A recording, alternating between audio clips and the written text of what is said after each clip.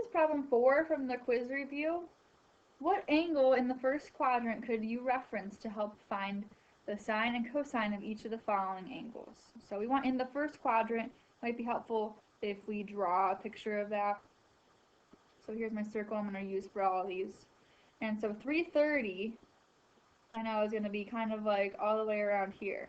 Right? So what I'm going to do is if I went all the way around, I'd be at 360. But I'm going to subtract that because I want to value first quadrant means between 0 and 90.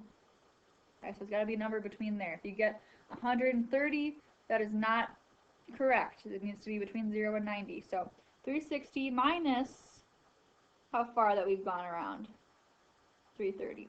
So I take the whole thing, the whole way around, minus what we have gone around, will give me this tiny little angle right here.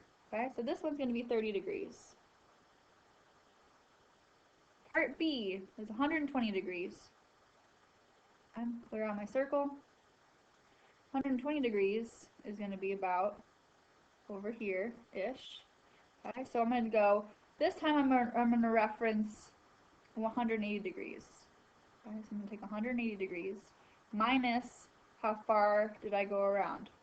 I want 120. So 180 minus 120 gives me 60 degrees is my reference angle for part B. Okay. For part C, I have very similar angle, except it's not quite nice and neat numbers. It's going to be 113. So at 113, I'm very similar to 120, maybe like that. So I'm going to still do 180 minus how far did I go around, and that's going to get me this reference angle in right there. So again, 180 minus 113 is going to be 67 degrees. Okay. Now the last one, 203 degrees, is going to actually be in my third quadrant. So let me draw that. Here's this. 203 is probably like down here.